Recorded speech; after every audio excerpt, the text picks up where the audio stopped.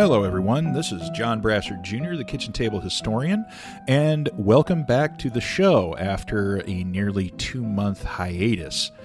Honestly, I did not realize that it had been that long until I looked at when my last published podcast was, and my jaw about hit the floor.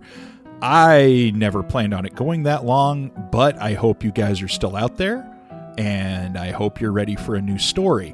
Today, we're going to try something a little different. Now, I don't expect this to be a normal format, but I'm going to just kind of wing it today. I'll be honest, I kind of got jammed up with the story. It's all written out. It's all ready to go, but the podcast and the editing and everything is a little behind. So I thought I'd do, my equivalent of kind of a live show. So you're going to get everything warts and all, minimal editing, if any, and we're going to see how this goes, for better or for worse. I hope everybody's been doing well. I appreciate everybody following me on Facebook and Instagram. Facebook has gotten huge. I cannot believe all you guys coming and looking at the silly stuff I post, at looking at the podcasts I've been on.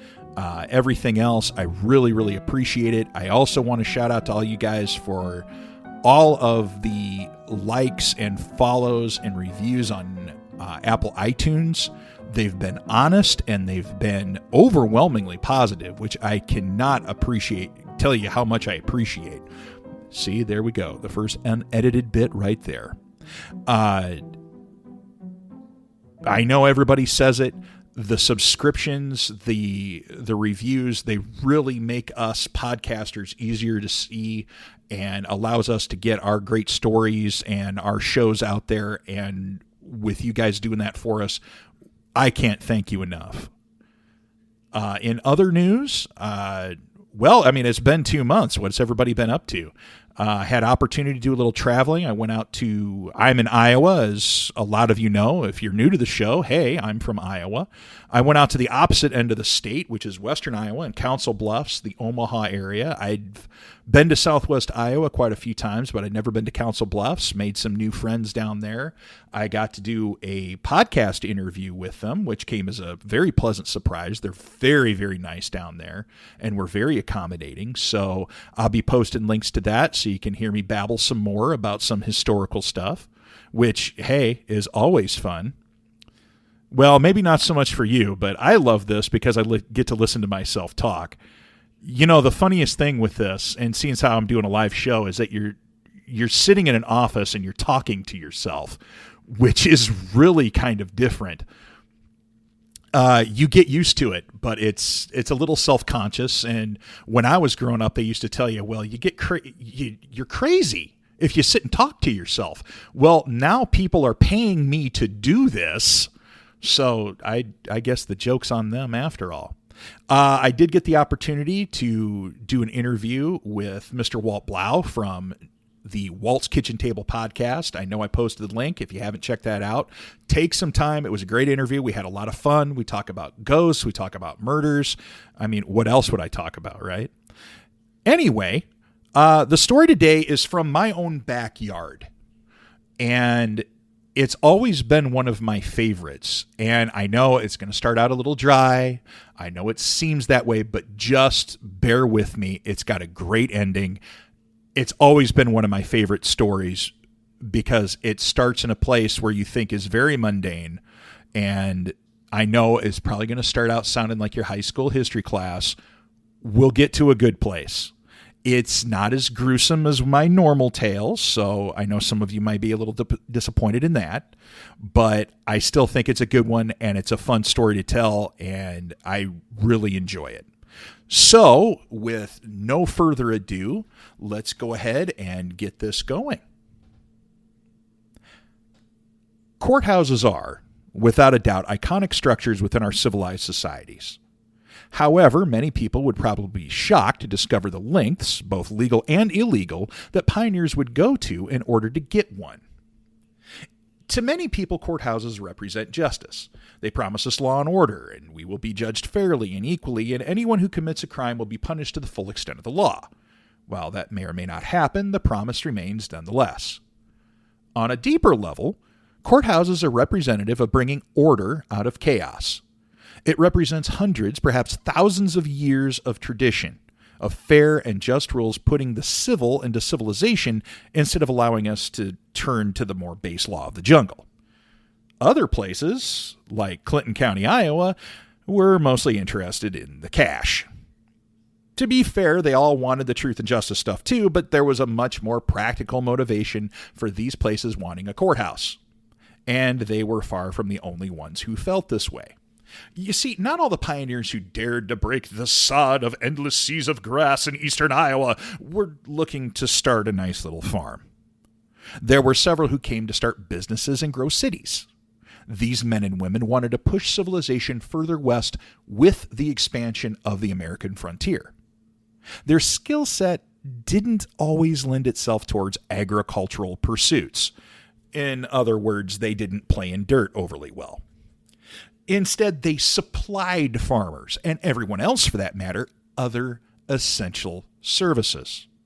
These were lawyers and doctors and stable keepers and dry goods merchants and cobblers and all kinds of stuff in between.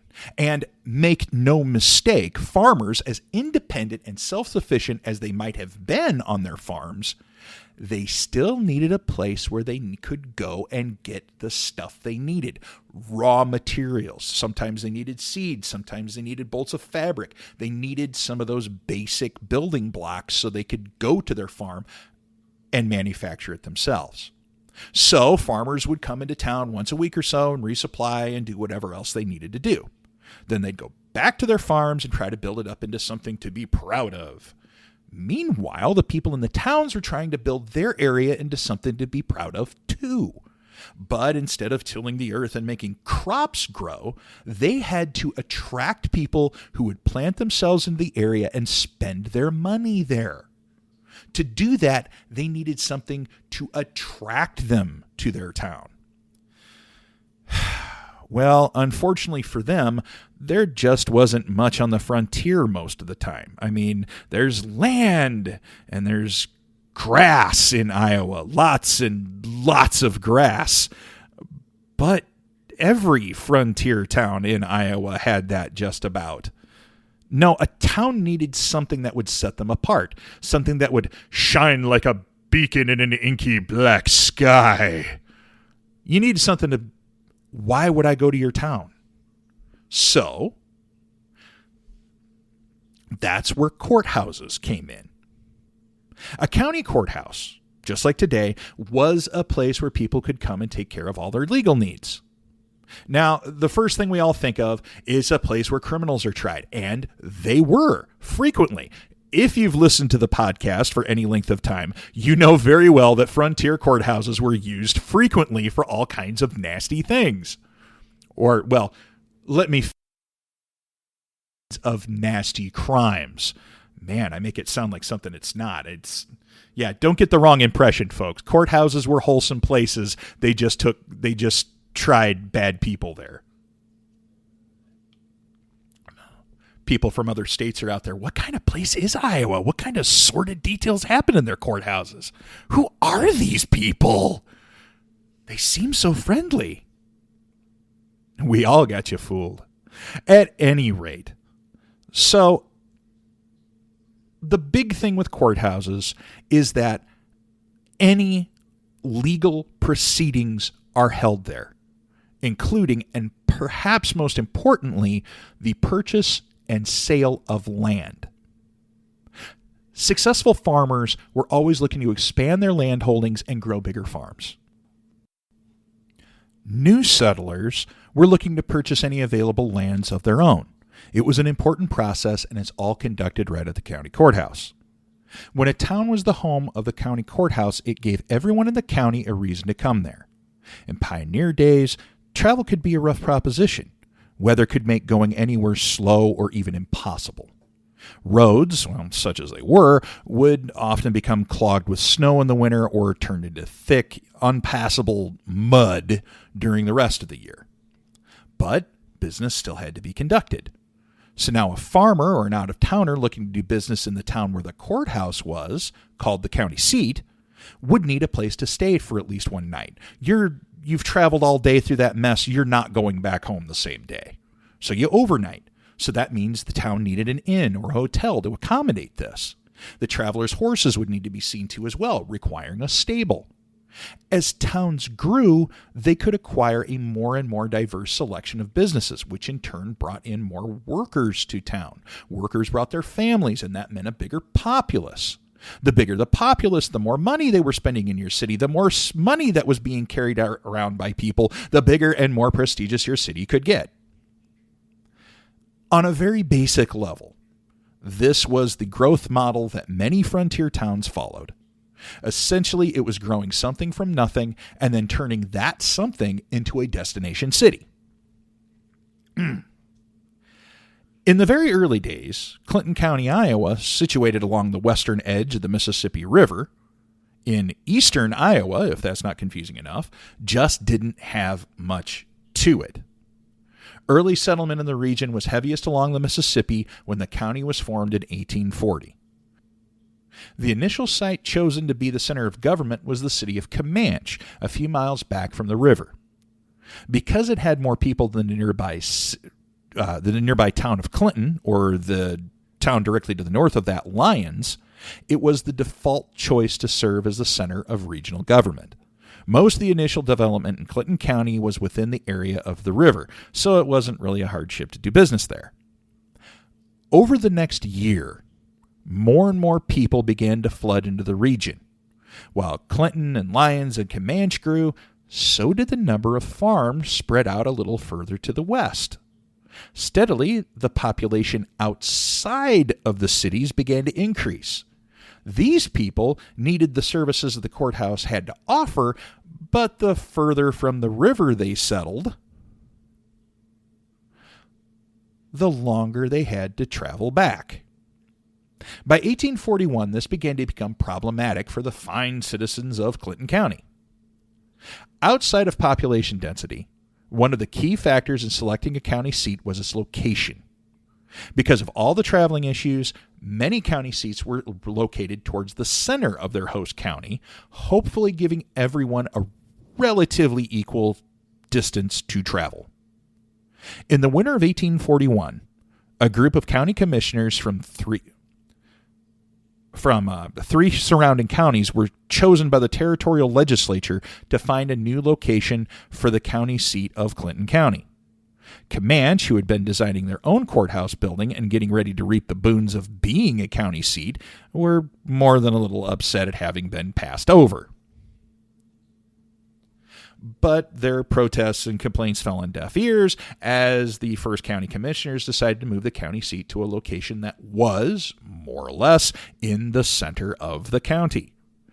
At that time, the area they selected wasn't even a town, but rather just kind of a loose group of people. It was just kind of a settlement there.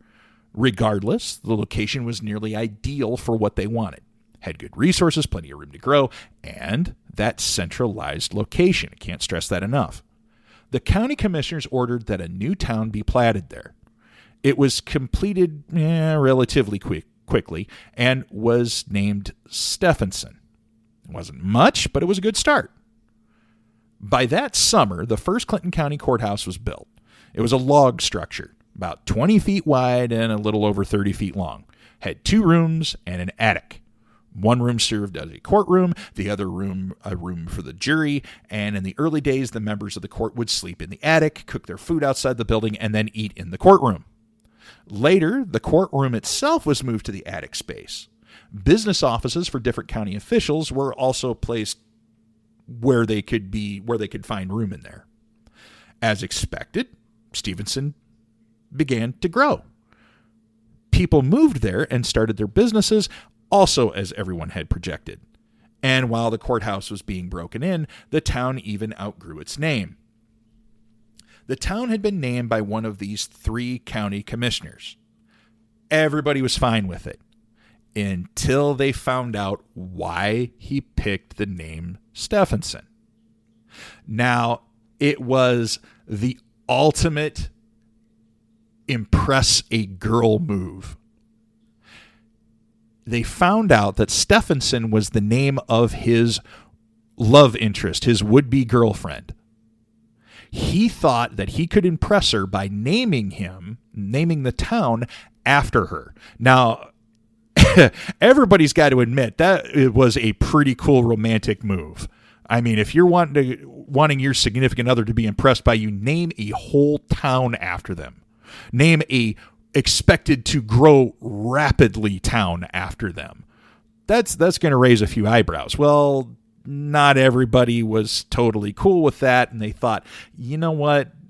We're going to go ahead and change the name. Thanks, but no thanks. So they changed it to DeWitt, which was named after a prominent New York politician named DeWitt Clinton. So now DeWitt is the county seat, and DeWitt is growing. Now, rough as it may have been, the Long Courthouse served its purpose well for about 5 years. As the county grew, so did legal business, and in 1846, a brand new wood frame courthouse was built. It was a little bigger, a little cleaner, and most importantly, it looked a whole lot cooler. It was representative of the growth and prosperity of the town itself and the surrounding county. Now, this newer building would serve the county for nearly a decade. In 1854, a new, even grander courthouse was built. Their idea was to build it to rival the courthouse in nearby Scott County to the south, which was a larger and more prestigious county. One of the neater features about it was a brand new bell, paid for by 5 different citizens of DeWitt and hung in a nice place in the belfry. A year later, a jail was built directly behind this new building. Although it was to serve the county next several years, trouble was already starting up by the mid-1860s. They have a cool courthouse, but there's problems elsewhere in the county. And the biggest thing is that the towns of Clinton and Lyons are growing. And they have grown rapidly already. They had a huge boost from the lumber industry. And Clinton and Lyons became towns synonymous with those industries. And instead of just being a prominent frontier town or river town, they now have budding millionaires living within their city limits. And most of the business of the county is being conducted along the riverfront because of that. So while the centrally located town of DeWitt made sense back in 1840, now you have a lot of people in Clinton and Lyons that aren't so happy that they have to travel all the way to the center of the county, do their business, and then come all the way back home for something. And they're all sitting around, hey, couldn't we just drive downtown? Couldn't we just take a walk and do our business and go? These farmers aren't doing half the business dealings that we are. They're not passing half the paper that we are. We need to figure something out. So in 1866, a movement started to move the county seat to either Clinton or Lyons. For their part, the people of those cities didn't mean to do any personal harm to DeWitt. They just thought it made better business sense to move the courthouse where most of the business was being conducted, which, just happened to be in their backyard. For DeWitt, it was also a matter of business. They didn't want that courthouse moved because it would hurt them in both terms of prestige as being the county seat, but also in financial terms. Everyone who came to the courthouse for their business needed those different services. If they no longer had them, if they no longer had a reason to come to town, then those businesses that had grown up around the courthouse would suffer, maybe even close. This in turn hurt the overall well-being of the city. Well, for the next few years, DeWitt and Clinton would argue the point back and forth, but nothing much came of it, just bickering. Instead, the major fighting came between Clinton and Lyons. Both of them wanted the courthouse, and they argued aggressively back and forth with it, and neither one wanted to give the other city the advantage. I want it, no, I want it. And they just played tug-of-war with it like a couple toddlers over a toy. So it went nowhere until, in about 1869, the two cities finally resolved their differences and decided to join forces in order to take the county seat. A meeting was held that decided a new courthouse would be built in North Clinton, with compromises and improvements made that would benefit both cities. After all was agreed upon, steps were almost immediately taken to move the county seat. After submissions and votes by the Clinton County Board of Supervisors, a majority of the electors of the county voted on the issue once and for all later that year. Things were finally coming to a close. But DeWitt did not go down without a fight. DeWitt was upset, and they weren't just going to go quietly into the good night. They started launching campaigns and arguments of their own. Now, back then, there was nothing to prevent major flooding in downtown Clinton, where they had proposed to build the courthouse. And they said the river's going to come up in the spring and the courthouse is going to be underwater. Nobody's going to be able to get to it. So you build this brand new thing and we can't get to it. They even made pictures up and like flyers of this courthouse being surrounded by water, and they passed them out. Try as they might, though, DeWitt doesn't win. Clinton wins the day. DeWitt even thought they are declaring foul. They're saying that Clinton cheated. They're saying that representatives from Clinton went to the far western edges of the county and told the one town there called Wheatland that, hey, there's a new county being formed, and if you throw all those votes our way, then we'll see to it that you'll be the county seat of the newly formed county in Iowa. Well, whether that was true or not, it didn't matter. There was a lot of sour grapes, a lot of bitter people. But legally, none of it mattered anymore. They couldn't prove it. The decision was made, and the courthouse would be moved. Clinton, all excited, constructs a brand new wood frame courthouse of their own, complete with a belfry.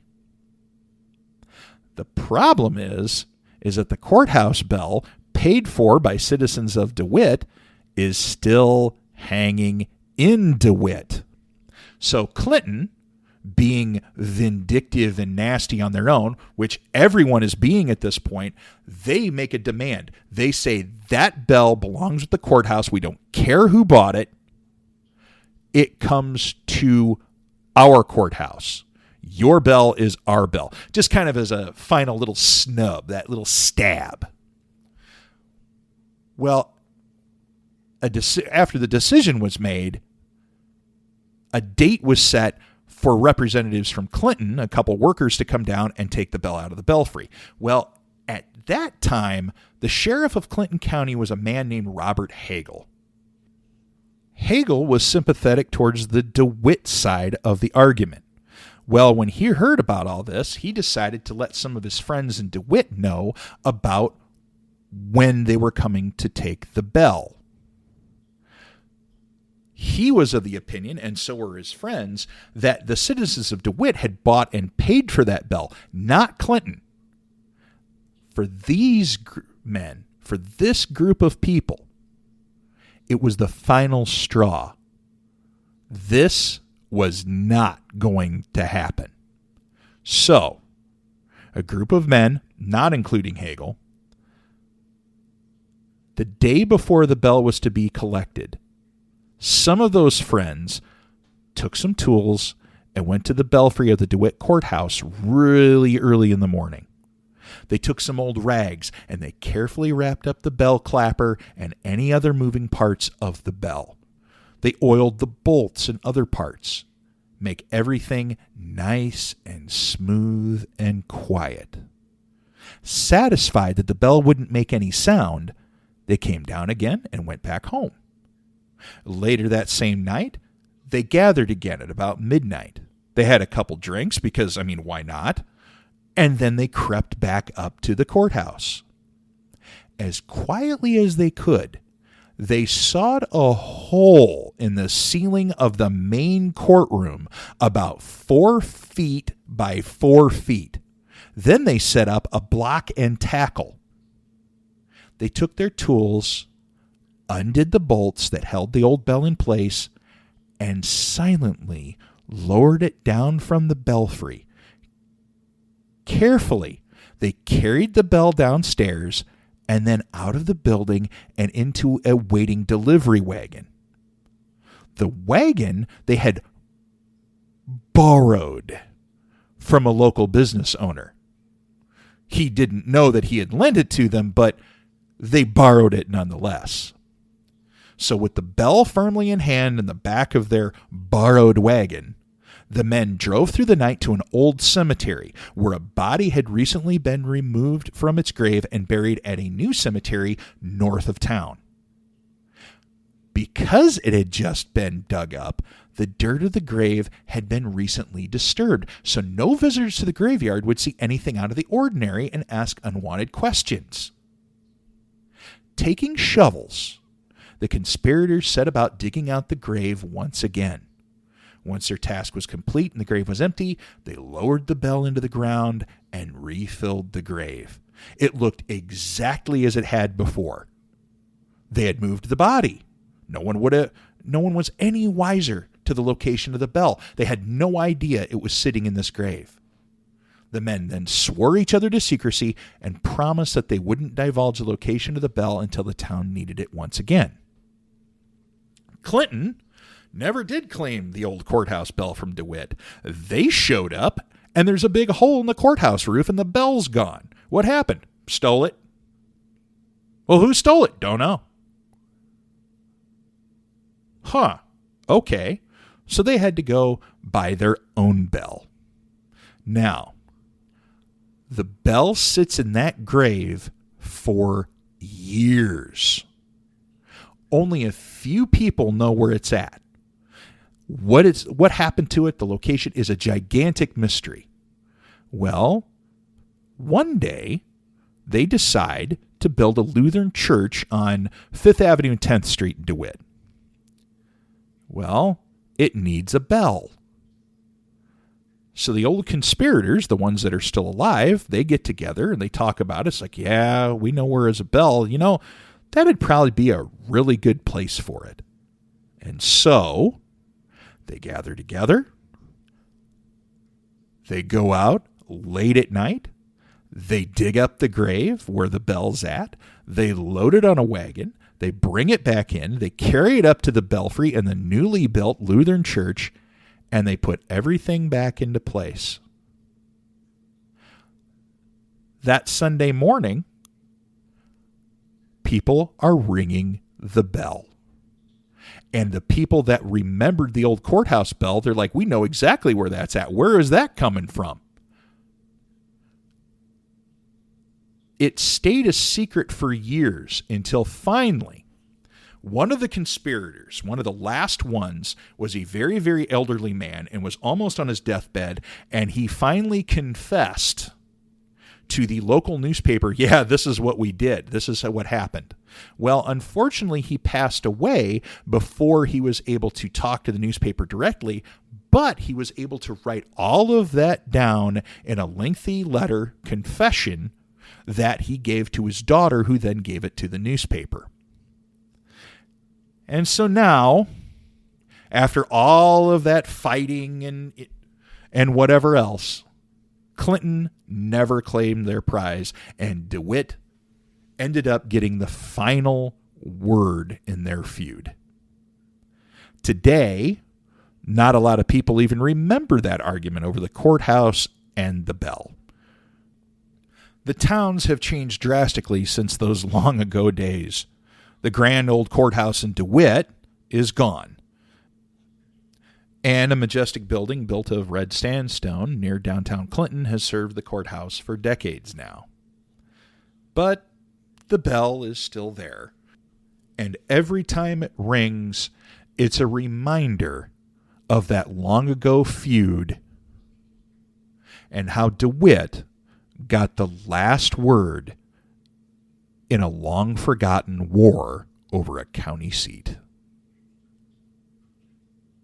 I hope you've all enjoyed this, well, kind of live rendition, this off-the-cuff rendition of the Kitchen Table Historian. Let me know what you think. You can find me on Facebook, Instagram. You can email me on my website, johnbrasserjr.com. I would love to hear from you guys, and I would love to hear what you think of this episode. To be clear, this will probably not be a normal thing, but I thought I'd try something new, and I really wanted to get this episode out to you guys. Until next time, this has been John Brassard Jr., the Kitchen Table Historian, bringing you the stories that your grandma didn't want you to hear.